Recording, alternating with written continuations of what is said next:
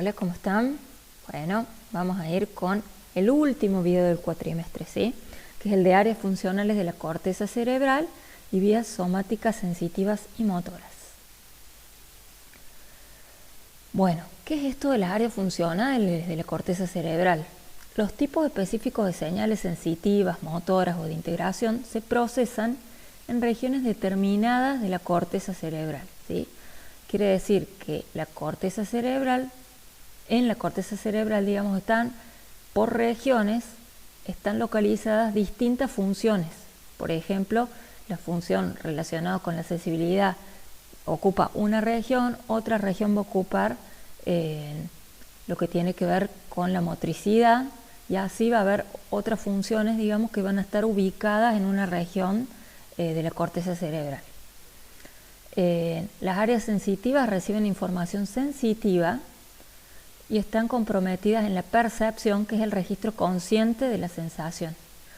Recordemos que la función sensitiva era aferente, ¿sí? O sea que esa área sensitiva va a estar recibiendo todo un flujo de información sensitiva, ¿sí? Que va a subir hasta la corteza, y ahí vamos a hacernos conscientes de qué lugar del cuerpo, por ejemplo, viene esa sensación, ¿sí? Que eso sería la percepción, de qué tipo de sensación es y de qué lado está viniendo esa sensación, ¿sí? Bueno, las áreas motoras inician los movimientos, estamos hablando de los movimientos voluntarios, porque la corteza cerebral es la responsable de la motricidad voluntaria. Las áreas de asociación, que son áreas más grandes, participan en funciones de integración más complejas, como la memoria, las emociones, el racionamiento, la voluntad, el juicio, rasgos de la personalidad, la inteligencia, ¿sí? Así que ya vamos a ver cómo ocupan regiones más grandes de la corteza. Vamos acá en este gráfico y fíjense, este es el surco central, que dividía, que lo vimos en el otro video, dividía el lóbulo frontal, que está para este lado, del lóbulo parietal, que está acá, ¿sí? Bueno, entonces vamos a tener en cuenta este lóbulo frontal, porque esto es lo que va a dividir el área sensitiva primaria, que está acá indicada con el nombre de somestésica, que es lo mismo, ¿sí? Y el área motora primaria, ¿sí? Bueno, acá también podemos ver distintas áreas, por ejemplo, esto que les decía yo, que el área sensitiva ocupa una región, pero el área de asociación sensitiva ocupa esta región, que es mucho más grande, ¿sí? Lo mismo pasa con el área motora. Este es el área motora primaria y este es todo el área de asociación motora, ¿sí? Bueno, estas áreas de asociación son más grandes porque integran funciones mucho más complejas. O sea, por ejemplo, en una cuestión sensitiva, ponemos la mano en un bolsillo y tocamos algo, ¿sí? Entonces acá va a llegar el estímulo sensitivo, digamos, de con qué dedo toqué ese estímulo que es táctil, por ejemplo, ¿sí? Pero esa discriminación de qué es por la forma, ¿por qué? Porque acá interviene la memoria también, entonces reconozco esa forma y sé que lo que toqué en el bolsillo es un clip, por ejemplo, ¿sí? Para encajar las hojas, ¿eh? Entonces, ese reconocimiento tiene que ver con la memoria, tiene que ver con más funciones que están asociadas, para poder lograr esa función. Fíjense acá también, por ejemplo, el área visual, que es esta área más chica, y esta es la de asociación. ¿Por qué?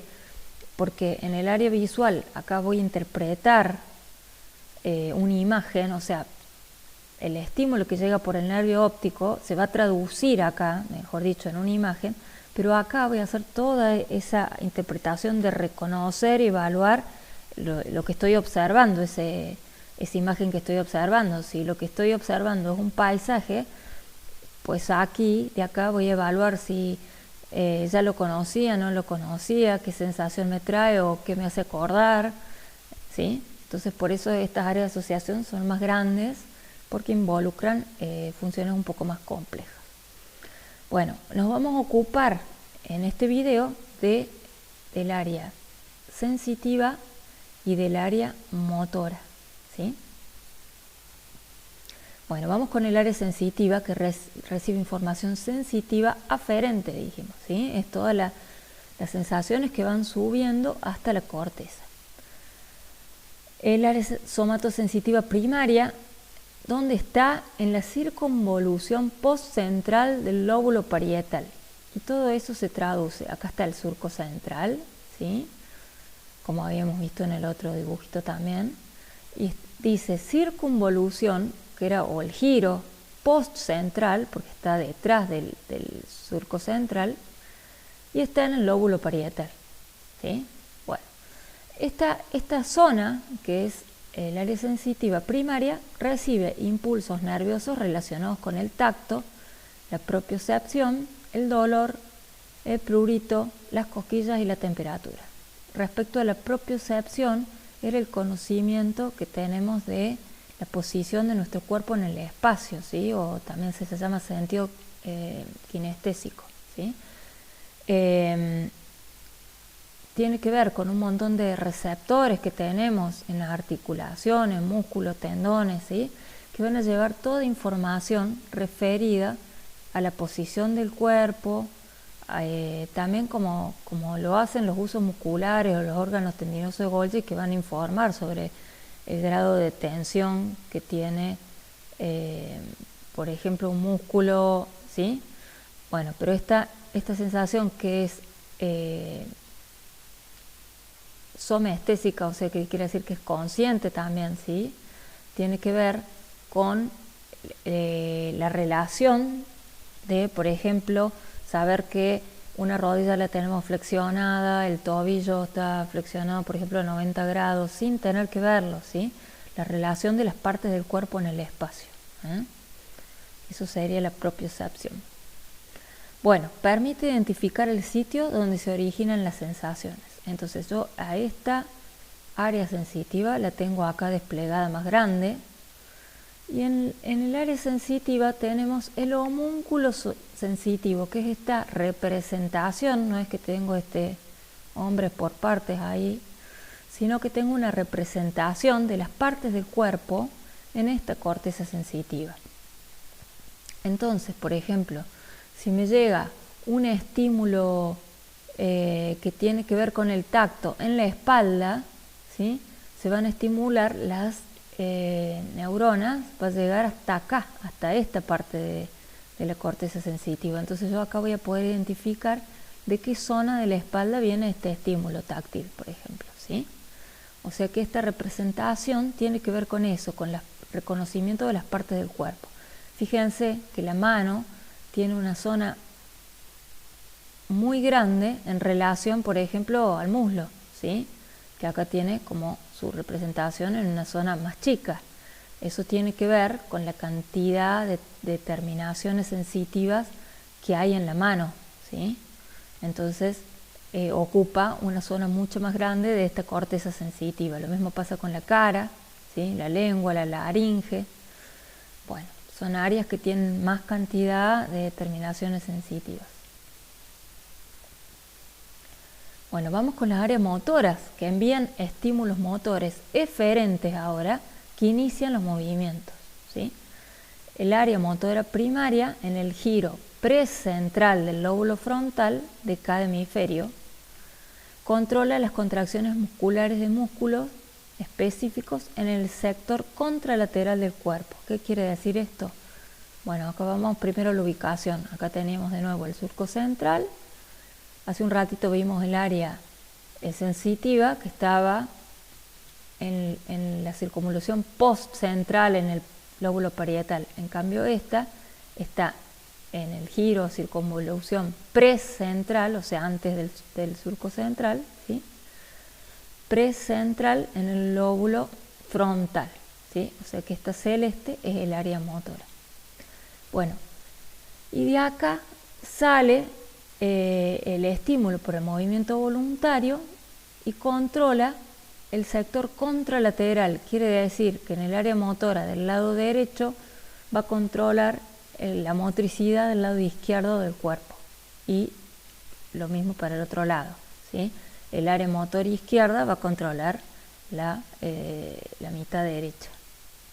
Bueno, Esta corteza motora primaria también tiene una representación de las partes del cuerpo, o este homúnculo motor se llama ahora, que es esta representación que está acá, ¿sí?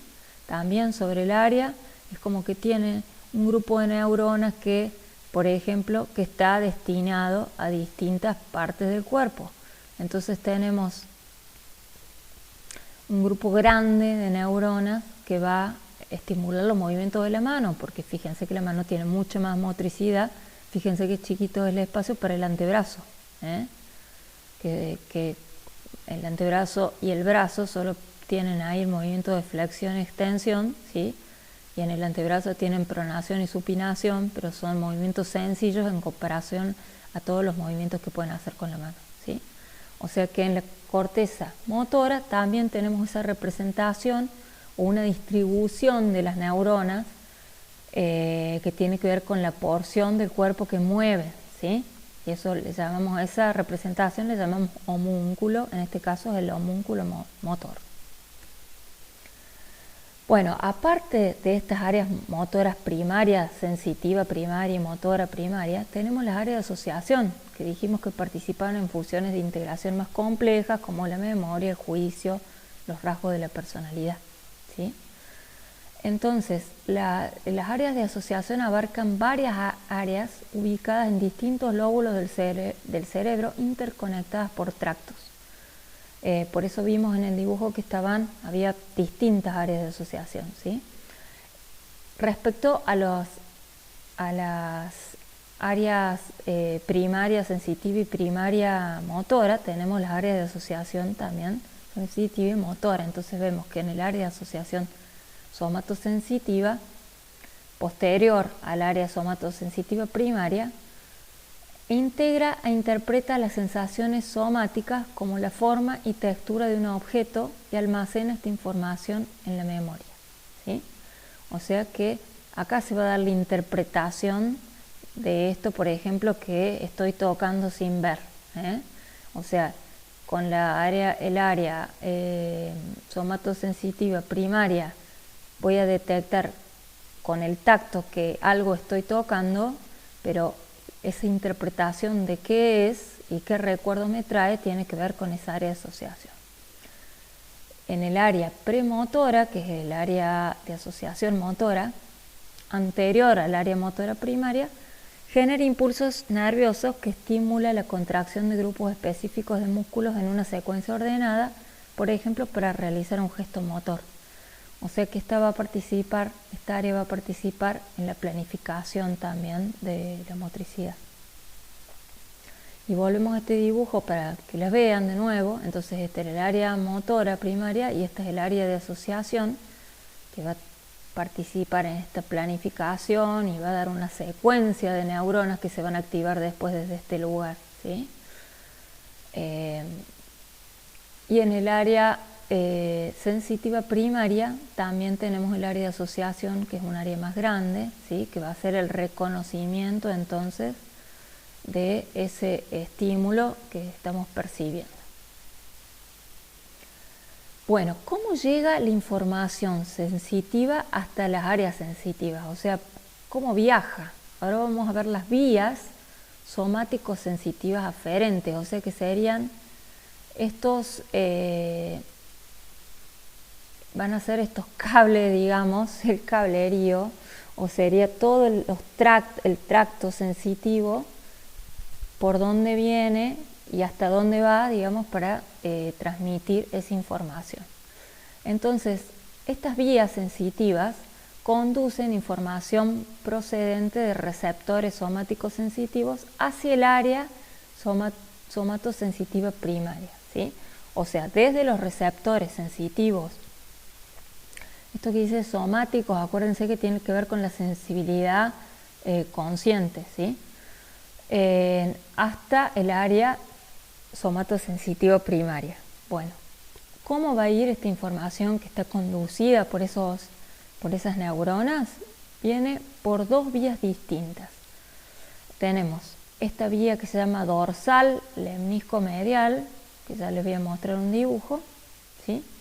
Básicamente, esta vía conduce estímulos de propiocepción y tacto discriminativo o fino, ¿sí?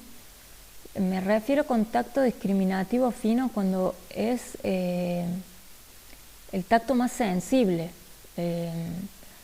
No sé si alguna vez habrán jugado esto de como escribir en la espalda de otro y esa persona tiene que adivinar qué están escribiendo, por ejemplo. Bueno, si no lo han hecho nunca, los animo a que los prueban, así ejercitan esta vía somática, vía dorsal, lemnisco-medial, porque sería como la capacidad para discriminar perfectamente el tacto, digamos, ¿sí? Por eso les digo, escriban una palabra en la espalda, entonces respecto al movimiento que hace el dedo por la espalda, pueden darse cuenta qué letra es, ¿sí? Y traducir esa palabra, ¿no es cierto? Bueno, o sea que por esta vía tenemos ese tacto delicado y también la propiocepción, que era esto de el reconocimiento de la ubicación de las partes del cuerpo, ¿sí? En el espacio sin mirarlas, ¿eh? Bueno, muy bien. Tenemos otra vía más que es la espinotalámica, que conduce estímulos de dolor, temperatura, picazón, cosquillas, ¿sí? O sea que esta es la vía del dolor y la temperatura. Bueno, acá las tenemos a las dos vías. Entonces, este también se llama tacto epicrítico, este tacto fino, ¿sí? Tenemos la vía del tacto epicrítico y la propiocepción, que es esta dorsal lemnisco-medial, y ese nombre tiene que ver con el lugar por donde viene la vía, ¿sí? O sea, es una ruta que va ascendiendo con todos estos estímulos y ese nombre tiene que ver por dónde va esta ruta. Entonces, acá tenemos un dedo y una plumita o una hojita, ¿sí? O sea que es tacto fino, digamos, ¿sí? Bueno, ese estímulo que ingresa, como siempre, por la parte de atrás de la médula, ¿sí? Por la raíz dorsal del nervio, por ese mismo lugar, por eso se llama dorsal lemnisco-medial, por ese mismo lugar empieza a ascender a la altura del bulbo raquídeo decusa, que quiere decir que cruza de la línea media para el otro lado, ¿sí? Y después asciende y pasa por esta zona que está en la protuberancia del mesencéfalo, en una zona media que se llama lemnisco-medial, o medio, ¿sí? Bueno, y llega al tálamo, que es la estación que recibía todos los estímulos sensitivos, era una estación que recibe esas sensaciones, todos esos estímulos, antes de llevarlo a la corteza, ¿sí? Y de ahí del tálamo se proyecta hacia el lugar de la corteza donde venía este estímulo. O sea, ¿qué quiere decir? Que a este lugar donde llega este estímulo correspondía al homúnculo sensitivo a el dedo, ¿eh? Entonces, por eso es que nos damos cuenta con qué parte del cuerpo estamos tocando algo, por más sensible que sea, ¿sí?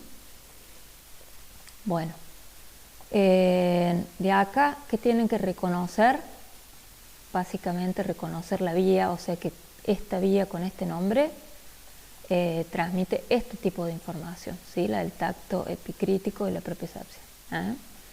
Bueno, vamos a la otra vía, la del dolor y temperatura, que se llama espinotalámico, y acá en el dibujito, fíjense, parece que se corta con una Gillette. Entonces tiene un estímulo doloroso en la mano y viene también en la raíz, fíjense, acá está el ganglio que se ve más claro, la raíz posterior del nervio, ¿sí? Está el ganglio, ¿sí? Ahí está el cuerpo de esa neurona sensitiva que va a ingresar por la raíz posterior, ¿sí? Bueno, de acá esta vía que se llama espinotalámico. ¿Por qué? En la misma médula espinal hace decusa, o sea, se cruza de lado, ¿sí? Y sube directo hasta el tálamo. Acá hace otra sinapsis del tálamo y se dirige a la corteza de nuevo, a la parte donde está representado ese lugar donde le dio el dolor, y acá dice ahí, ¿sí? O sea que ahí es cuando se hacen consciente de la sensación. Bueno, ahora vamos a recordar qué pasaba cuando teníamos un estímulo doloroso o de temperatura, por ejemplo, se quemaban. ¿Qué pasaba cuando vimos los reflejos? Vimos el reflejo de retirada, ¿se acuerdan? ¿Qué quiere decir esto? Que acá cuando esta mano recibe esa herida, ¿sí? Ese mensaje va a entrar acá por la raíz dorsal, ¿sí? Bueno, y esta sinapsis acá nos está mostrando la vía la vía sensitiva. Entonces sí sube, como les estoy explicando, sube para que ustedes sean conscientes. Pero antes de que se hagan conscientes ya se desencadenó ese reflejo de retirada. O sea que esta misma neurona que hace acá va a hacer sinapsis con esa otra neurona y también interneuronas que van a activar todos los músculos que van a hacer que se retire esa mano del estímulo doloroso, ¿sí? ¿Se acuerdan que decíamos si se queman o si se pinchan o se cortan o tienen un estímulo doloroso o de temperatura, por ejemplo, se queman la mano, ¿sí? Se quema la mano, la sacan y al ratito, o sea, y ustedes después ahí nomás se dan cuenta, ay, me quemé, pero la mano ya no está más ahí, o sea, ya la sacaron. No es que tuvo que llegar el estímulo hasta acá para darse cuenta que se están quemando, le da la orden para que la corteza motora active la otra vía para que saque la mano. No, es reflejo acá. Hay un reflejo, o sea que esta misma neurona activa una secuencia de movimientos que acá no vemos, ¿sí? No está, solamente la vía está representada, pero serían otras sinapsis que van a hacer que se retire, se activen los músculos que van a provocar la retirada de ese miembro del estímulo doloroso, ¿sí? Bueno, esto era para integrarles un poquito los de las vías y los reflejos que vimos en la otra clase. Bueno, ahora vamos con las vías motoras. ¿Cómo se controla el movimiento voluntario? Bueno, y las vías ahora son motoras eferentes, ¿sí? El cerebro se comunica con las motoneuronas de la médula espinal a través de dos sistemas principales. El sistema lateral, cuya vía más importante es la corticoespinal. Cuando hablamos de sistema es porque son varias vías para cumplir una función. En este caso vamos a ver solo una, ¿sí? Solo una vía motora y nos vamos a referir a las funciones de un sistema, ¿sí? De este otro sistema. Bueno, vamos con el sistema lateral, con la vía corticoespinal específicamente. Bueno, esta vía inicia el movimiento voluntario y controla la musculatura distal directamente desde la corteza. Quiere decir que se proyecta monosinápticamente sobre las motoneuronas de los músculos distales y los controlan directamente. Cuando hablamos de músculos distales, acuérdense que estamos hablando de los que están más alejados de la zona media del cuerpo, o sea, los proximales son, por ejemplo, todos los músculos que manejan la postura corporal, ¿sí? Y distales cuando estamos hablando de los músculos de los brazos, de las piernas, ¿sí? Bueno, entonces, esta vía corticoespinal maneja directamente desde la corteza con una sola sinapsis a la motoneurona alfa, que sería la motoneurona del músculo X que quiero contraer, ¿sí? Bueno, vamos a poner dos ejemplos acá. Por ejemplo, puede ser uno de un jugador o una jugadora de básquet, ¿sí? Que tiene que hacer un lanzamiento al aro, como un tiro libre. Y vamos a poner un ejemplo de una pianista o un pianista, ¿sí? Bueno, este sistema lateral, digamos, por esta vía córtico-espinal, en el caso del jugador de básquet, va a controlar directamente las contracciones musculares de los movimientos más finos de ese lanzamiento. O en el caso de la pianista, va a estar controlando el movimiento, la tensión de la mano, ¿sí? Y va a estar activando los distintos dedos con la presión necesaria para que le dé a la tecla con la calidad de sonido que está buscando, ¿sí? Bueno, Muy bien, o sea que la vía córtico-espinal controla directamente, y acá le pongo monosináptica porque es una sola sinapsis. Viene la neurona, está en la corteza motora, ¿sí? Y esa neurona baja por los distintos órganos del sistema nervioso y va a estimular directamente la motoneurona alfa, ¿sí? O sea que es un control directo del córtico-espinal. Bueno, pero para tener soporte de toda esta actividad, digamos, que se da directa sobre la motoneurona alfa o sobre el control muscular directo, digamos, necesitamos todo un sistema de soporte que se lo da el sistema ventromedial, que tiene 4 vías, pero no las vamos a ver a las vías, sino vamos a ver en general sus funciones. Por eso es un sistema, ¿sí? Sus vías se originan a partir de varias regiones del tallo encefálico, o sea que acá fíjense la diferencia. Este viene de la corteza cerebral directo a la motoneurona y este viene de distintas partes del tallo encefálico o del tronco cerebral, ¿sí? O sea, estamos hablando del bulbo, la protuberancia, el mesencéfalo, ¿sí?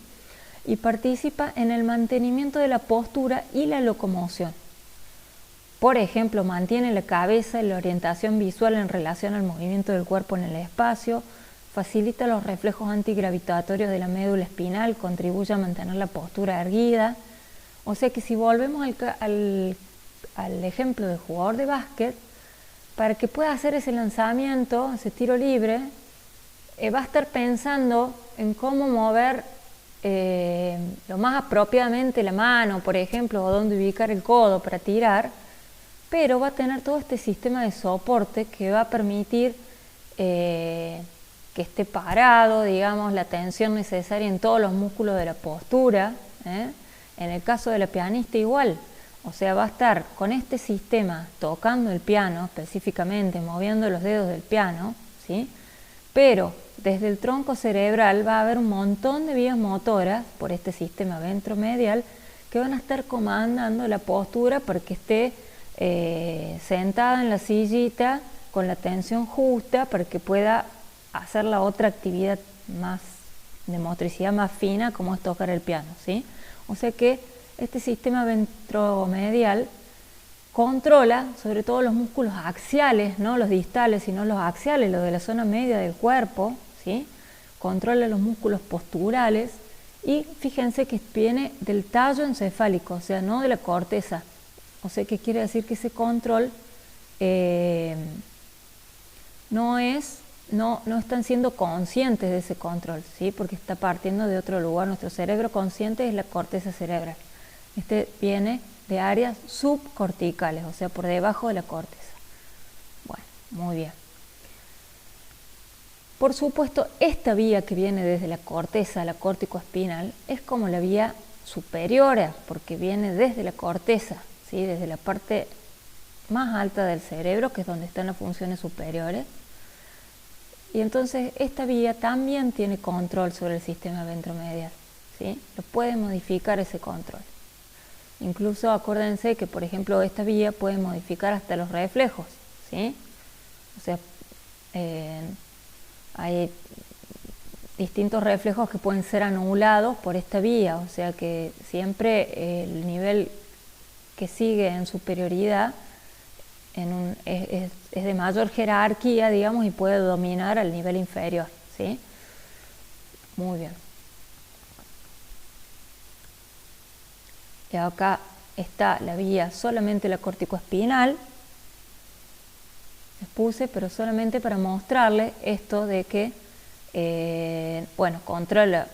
Primero les remarque esto, vía córtico-espinal, quiere decir corteza, médula espinal, ¿sí? Corteza, médula espinal. Control directo voluntario sobre la neurona motora inferior. Se le llama neurona motora inferior a esta motoneurona gamma, o por decirle la última neurona de una cadena de controles. Esta es la que controla el músculo directo, ¿sí? Entonces fíjense, esto que era contralateral. La parte de la corteza motora derecha va a controlar, porque decusa o se cruza de lado acá en la altura del bulbo raquídeo, la motricidad de estas motoneuronas del lado izquierdo del cuerpo, ¿sí? y al revés, la corteza motora del lado izquierdo va a controlar a los músculos que están del lado derecho, ¿sí? O sea que tiene control, la vía corticoespinal tiene control directo sobre la musculatura contralateral, ¿sí? Del otro lado. Bueno, muy bien. Les he hecho una maratón de acortándoles los contenidos para que quedaran un videito corto. Y solamente me he ajustado a las partes más importantes, digamos, porque ya estábamos con los tiempos de cerrar el cuatrimestre. Así que bueno, esto es lo último del sistema nervioso que vamos a ver y nos vemos, vas a saber en las condiciones que seguimos después de las vacaciones, nos vemos en agosto. Así que bueno, básicamente les deseo felices vacaciones, que tengan buen descanso y que se pongan al día los que no se han puesto al día, ¿sí? Con los contenidos, y nos vemos a la vuelta. Un abrazo para todos.